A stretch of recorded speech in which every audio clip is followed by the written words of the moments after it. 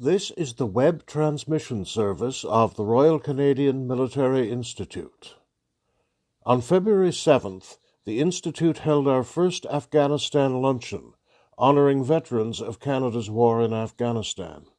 Our speaker was Major General Denis Thompson, who commanded Task Force Kandahar in 2008 and 2009. For us to have General Thompson speak, I was recently, I think the last time I heard him talk was about his time as the commander of the multinational force observers in the Sinai, and it was a spectacular description of very much the same sort of counterinsurgency that we faced in Kandahar, but certainly a friend and brand new member of the Royal Canadian Military Institute, Major General Denis Thompson. Thank you. Right, so I'm going to start with, well, first of all, Dr. Hoare, thank you very much. I should recognize my dear friend Dave Fraser because he is in the room and he promised not to heckle. And Dwayne Hobbs, thanks for that kind introduction, as well to our two toasters, Bob Berube in the back, who's hosted me on more than one occasion in Europe. Thank you for that. And Peter. I don't think I've seen Peter St. Denis since he was falling asleep in a Lynx track in Germany in 1988. Oh yeah, that's right. We were in Afghanistan together. Got you in the district center in Spinbolda. Come on. Is it possible to recognize the chef now? Because I thought that meal was spectacular. Could we get Suhail to come out here? Right, while Michael's digging him out, I just want to tell you that I do have a medical condition. It's called AHS, Acquired Helplessness Syndrome. It's something that happens to you. Dave Fraser has it too. When you become a general officer, you're completely incapable of doing anything yourself. I'm surprised I'm here given the weather conditions, etc. But I did make it, and here they are. Suhail, thank you very much.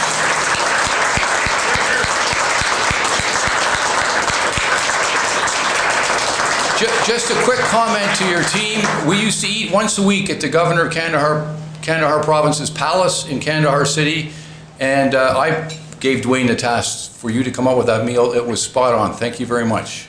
Thank you very much.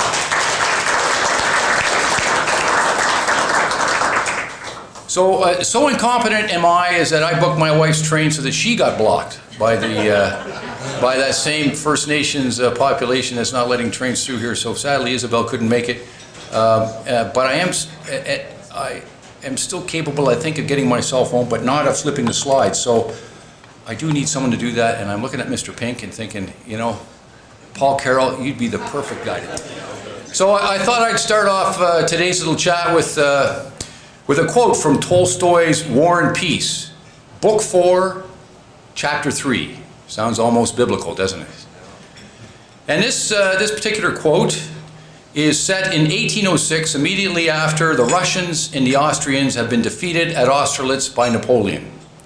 The passage is about a dinner in Moscow in honor of one of the commanders, Prince Bagration, who managed to have this disaster feted as a victory. Now, does that sound familiar? And I quote, most of those present, don't take this personally by the way, most of those present were elderly, respected men with broad, self-confident faces, fat fingers, and resolute gestures and voices. A minority of those present were casual guests, chiefly young men. The faces of these young people, especially those who were military men, bore that expression of condescending respect for which elders, condescending respect for their elders, which seems to say to the older generation, we are prepared to respect you and honor you, but all the same remember that the future belongs to us. Bear that in mind as I go through my comments. It's often said that while history may not repeat itself exactly, it certainly rhymes. And granted that the Napoleonic Wars were much grander in scale than our coalition's fight in Afghanistan, nevertheless, they are sadly similar in their duration. What is Canada's takeaway after over 10 years, as Peter pointed out, of counterterrorism, counterinsurgency, and capacity building in Afghanistan? Can we really cite that conflict as a success? What does it mean to our veterans, many represented in this room, some wounded and some whole? And finally, to our dead, how painful would it be to share the unvarnished truth with their family and friends? As a former task force commander, I wrestle with these questions as often today as I did in the middle of the fight. Of the 158 soldiers, Canadian soldiers, who died while we were in Afghanistan, 25 of those deaths, as Peter pointed out, occurred on our watch. What could I have done differently? Well, my personal tune, to be frank, has not changed since then. And I continue to insist, and more so now with hindsight, the benefit of hindsight, that our effort was grossly under-resourced, and to put it mildly, a striking case of Johnny-come-lately.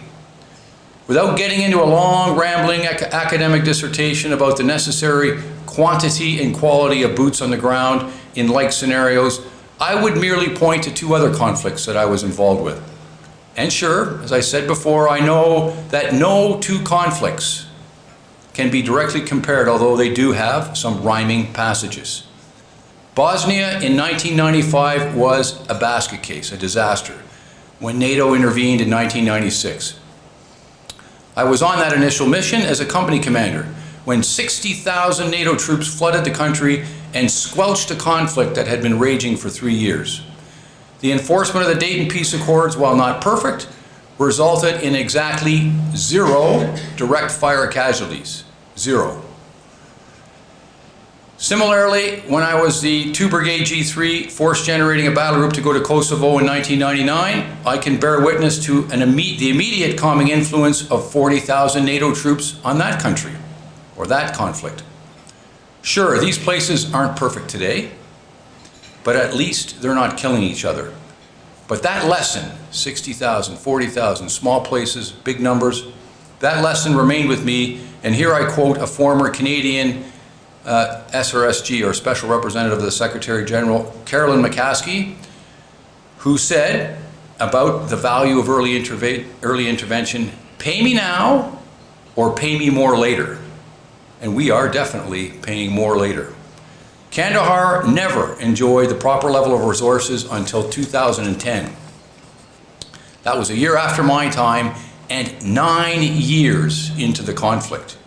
It is little wonder that the local people didn't trust our sincerity, and that the Taliban learned to wait us out while picking away at our resolve through the implementation of IEDs, and other asymmetric attacks, an experience dissimilar in some respects, but not all respects, to yours, Dave. It would be very difficult to stand here today and tell you, as I can with Bosnia and Kosovo, that we have been successful in Afghanistan. You might even call it a Pinocchio moment. Even the cleverest of spin doctors would be challenged to turn that sow's ear into a silk purse. In plain speak, we have not succeeded, and we need to be honest about it. That is the unvarnished truth. So what then do we say to those grieving their dead? I prefer to turn that question around and tell you what I've been told by one of them. First, a tragic story. First slide there. On the 5th of December 2008, outside of Kandahar city, slightly west in the vicinity of Sanjare village, we had an IED strike. Killed 3 men, Warrant Officer R.J. Wilson, Corporal Robert McLaren, and Private Dimitrios Depleros, who was at the time age 24, of the Royal Canadian Regiment, and from here, from Toronto. It's a big event. This is 98, 99, and 100. Imagine breaking that news to the Canadian public. Next slide, please. Here's what the crater looked like. These shots are taken from an RPV. And you can see that the crater is exactly over top of a culvert, which shouldn't come as a surprise. Next slide. That's the RG-32 they were in, so RG-34 they were in, weighs 10 tons. Next slide. And the distance from the crater, and you can just barely make out the RG-34, right? is 32 meters. Those 3 men were killed instantly. Now, why is that? Well, I'm just going to do a bit of a demo here. So at the time, we cleared the entire ring road. The entire ring road every morning in order to allow normal logistics convoys to travel through. So that table was the road. On either side of the road, dismounted soldiers would walk, not on the road, but beside the road. And when they got to a culvert, they'd bend down, look inside it, and ensure there was no explosives in there. And once that was done, they could signal their armored vehicle forward, and they'd carry on to the next culvert. And I can't remember the number, but it's eye-watering. It's not quite 100, but there was quite a few culverts from Kandahar city to the border with Helmand province. On this particular morning, the patrol, which was based out of Ashikay Combat Outpost, led by Captain Pat Murphy with his 2IC Warrant Officer R.J. Wilson, they walked that road that morning, and an Afghan soldier looked in that culvert, gave them the thumbs up, called the RG forward, and it was destroyed, as you can see. So you might think there's a bit of malfeasance here on behalf of that Afghan soldier, or he's just lazy. But I'm telling you, that much explosives would be huge. You'd have to be blind not to be able to see it. So he saw it, or he didn't see it, and called the vehicle forward, and that's the result. Why is that? Oh, next slide, sorry. I was just about to push the button there, Paul. That's because if you're illiterate, it doesn't mean you're stupid. What these people did was they went into the culvert, and they tunneled into the wall. So we discovered this one, as you can see, about, what's that? Do some quick math here. 9 days later. No, 9 days later. I was good at math at one time. And they would take apart the culvert, pack it with explosives, and then smooth it over so that you couldn't see it. Call the vehicle forward and you get a destruction. Well, you can't do this in one night. This takes more than one night to get done. And I think it was a signal to us that in this particular village, the Taliban still held sway in Sanjare. And why is that? Well, basically, it's because there's not enough troops on the ground to secure the situation. We found this one because these guys did some sloppy work. And I know there's some soft guys in here, so you'll be happy to know that on Christmas Day, 2008, we killed that particular detachment of IED replacers. Right, so we'll leave that up for now. So I'm going to flash forward now to my return to Canada and a visit to Private DePlaros' family and fiancée Brittany in Toronto, Ontario. In a modest Greek-Canadian home, my wife Isabel and I paid our respects to the bereaved family. I explained to the menfolk, because that's what they did in this particular household, with the aid of a map, where and how Private Dimitrios DePlaros had died. As I was leaving, his father, a veteran of the Greek army, pulled me aside to thank me. I'll be honest, I couldn't fathom why he would thank me until he added that they were proud Canadians. And he was happy that his son had such loyal comrades. So his message, this father's message, is for the living, and it's particularly for you veterans out there. Especially those young men that Tolstoy wrote about with that, quote, expression of condescending respect for their elders, unquote. You went to war willingly and with the belief that your elders, me and more so Dave, had a coherent plan of action that was adequately resourced. You learned through bitter, hands-on experience that it wasn't the case. Nevertheless, you did your duty. Every one of you did your duty. In many cases, you went beyond the call of duty out of genuine loyalty to your comrades in arms. And here I'm going to quote from my end tour report, my after action report. This is the last paragraph. Quote, "One thing is certain, we are served by the finest soldiers in the world."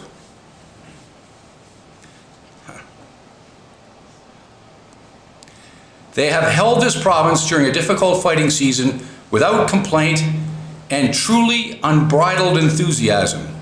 I leave with a renewed respect for our soldiers. We should count ourselves privileged to have walked in their company. unquote. There's lots of you here today, so let me re-emphasize my personal appreciation for the privilege of having been included in your numbers. Right, finally, for the members of the RCMI, of which I am now one, who bring a different professional experience to this club, you have honored us here today just by being present. Let me extend a simple thank you to you and one final message. Make no mistake, we the living aren't pining for compliments or hoping to garner your pity. What we want is quite simple. Soldiers, retired and otherwise, just want your respect. If you happen to bump into a sailor, soldier, or airman, or even a special forces operator, I would humbly request that you shake their hand, look them in the eye, and say thank you for your service.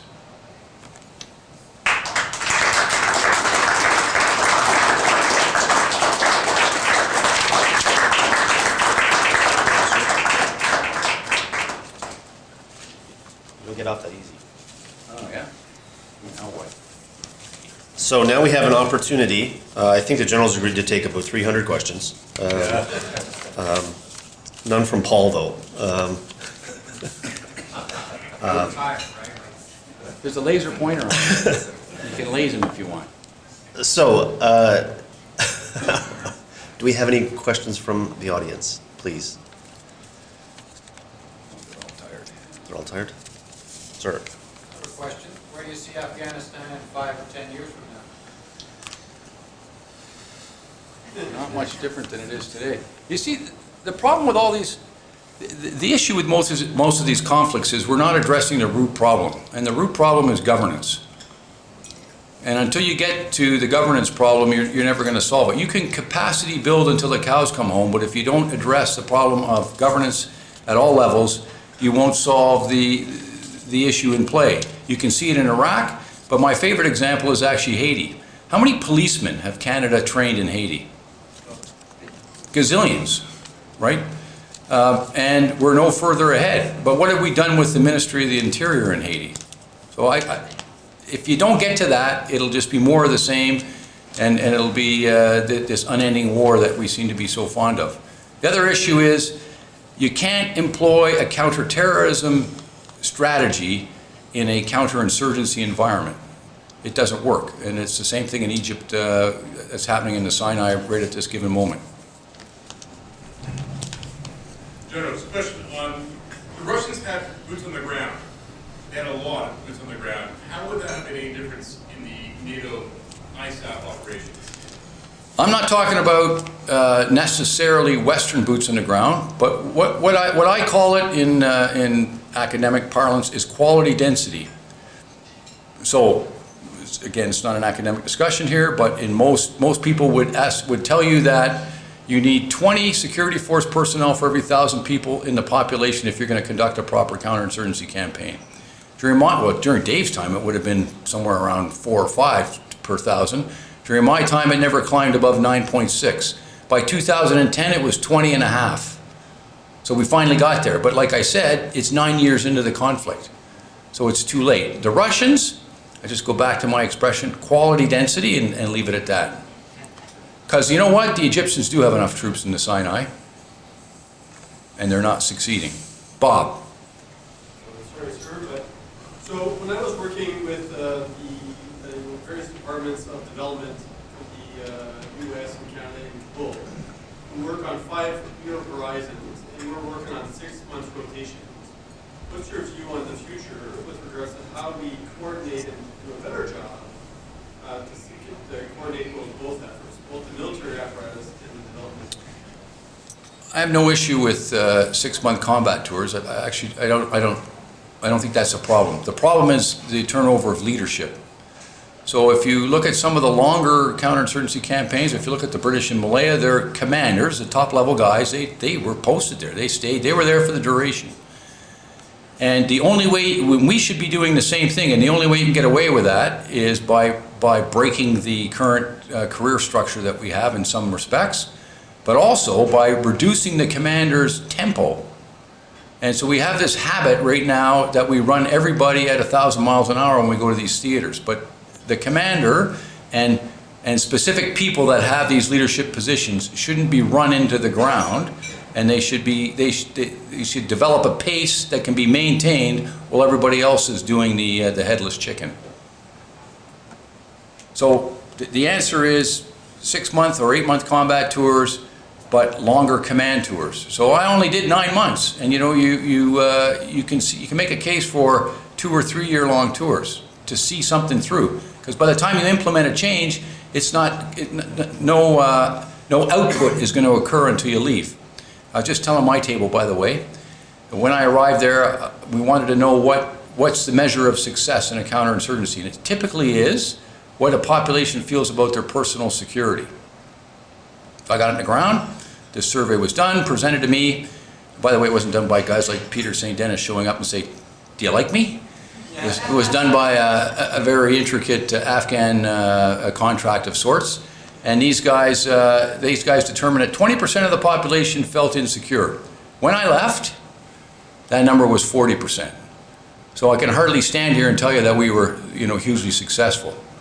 We can say, and Dave Fraser said it in his book with certitude, that we certainly stopped the overt effort to overturn the government by force using conventional means and push them back into the sort of asymmetric phase, so that they couldn't govern in the same manner as they might have had they been like, say, ISIS in Iraq. But again, longer terms for leaders, and 6-month combat tours are fine, because you're not trying to make friends when you're over there as a gunfighter. Yes, ma'am.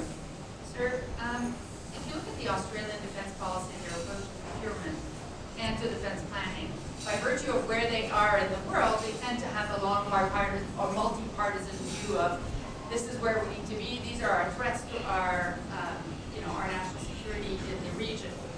I wonder how you see such an approach working for Canada. Having been in the Canadian Forces for a period of time and having worked with government entities, there seems to be a election-to-election view of what our national defense priorities need to be and what our strategic objectives need to be. How can we influence that so that that changes and has a more long-term view? We actually have a brilliant German student here from the NSP who could answer that question hands down, but I won't put you on the spot. We can't get away from it because of Canada's geographic position and our proximity to the United States. We can live in la-la land, and that's what tends to happen. It goes from election to election, but don't kid yourself, it goes from election to election in other countries as well. Procurement being much longer term, it would make a lot more sense if we adopted a more non-partisan approach to procurement projects. And one of my favorites, it's got nothing to do with Afghanistan, is the F-35. You know, how did we get hoodwinked out of the F-35? Well, basically, someone said it was going to cost $7 billion for 65 planes. That would be like me telling you, here's a Volkswagen Rabbit, you can have it for $125,000. And you tell me to pound salt, and I wouldn't blame you. But if I told you, well, that you can have that Volkswagen Rabbit and the driver and the garage, time in the garage that goes with it, and all the gas and all the other things that get added up, then it might actually come to $125,000, and you'd be more interested. So to my way of thinking, a lot of these procurement problems are they're not communicated well to the public. And that took me, 10 seconds to explain, give you an analogy that people could connect with a very complex procurement project. So, yeah, it would be lovely if but I mean, Australia lives in a tough part of the world. We don't. Dave.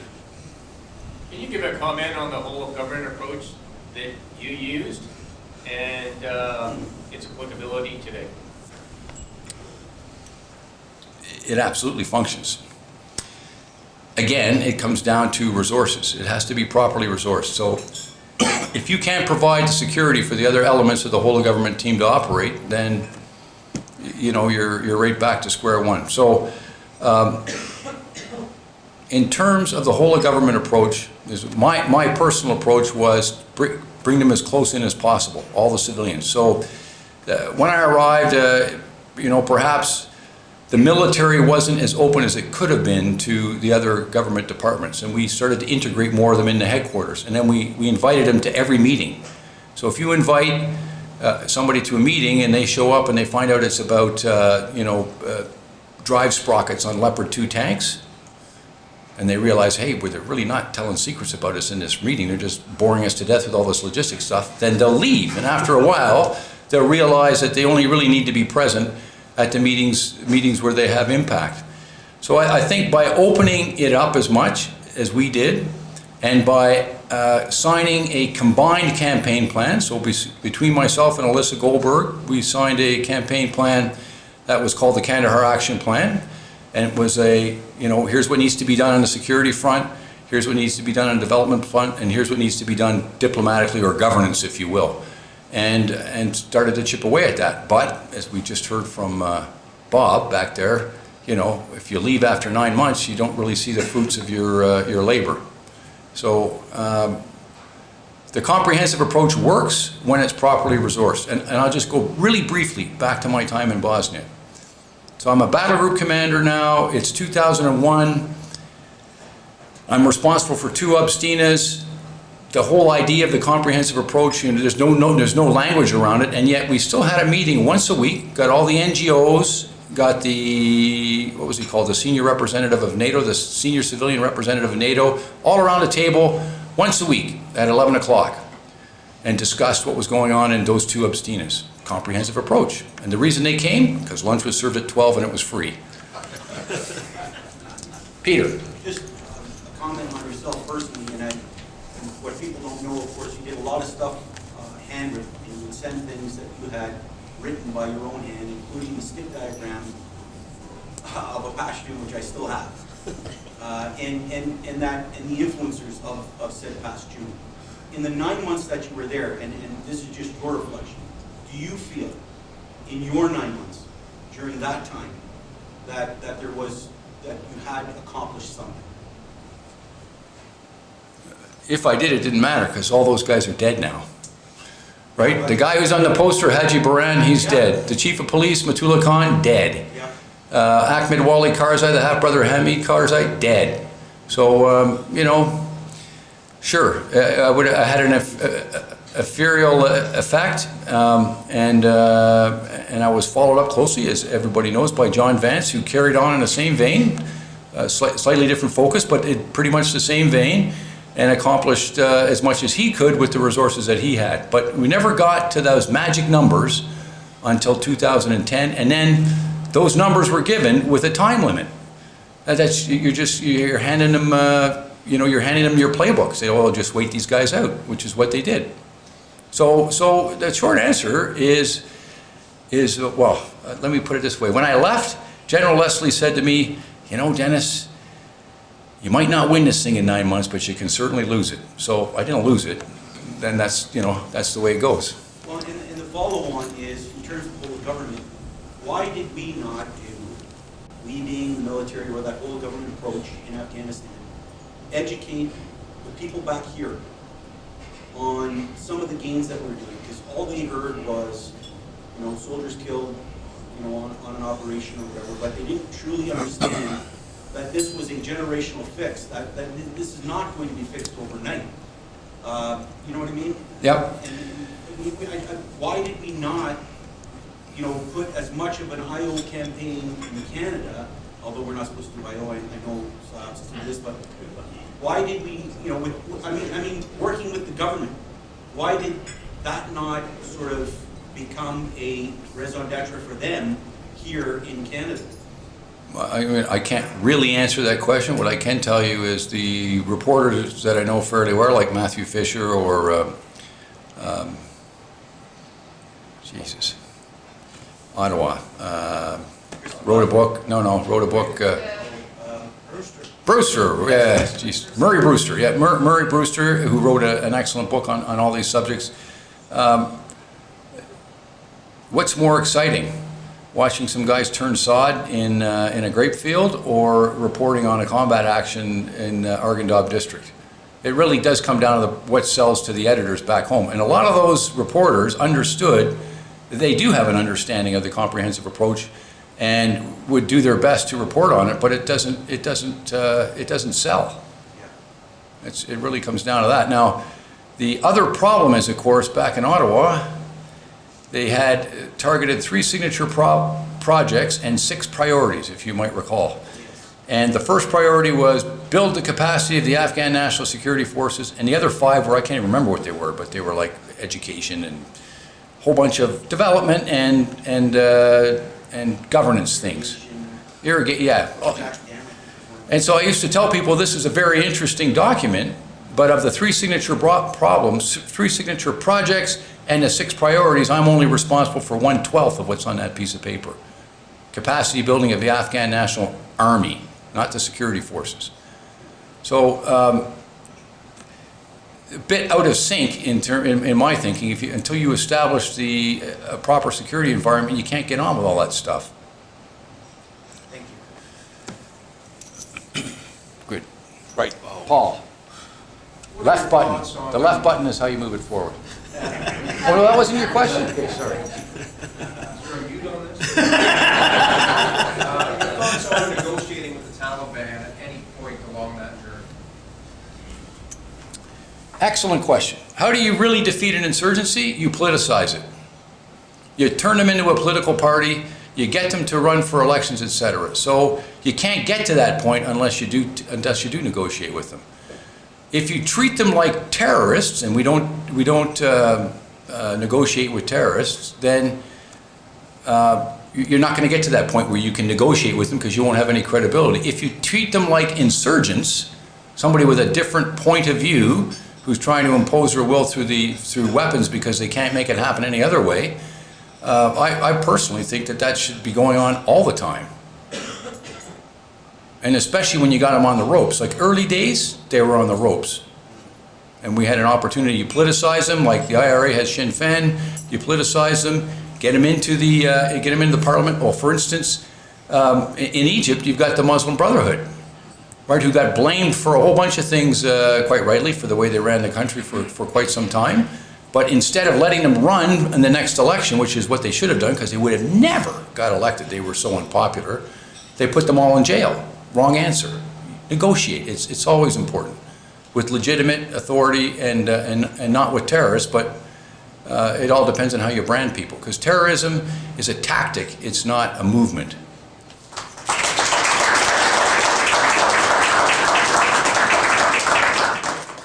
This has been another in our series of webcasts produced by the Royal Canadian Military Institute in Toronto as a public educational service.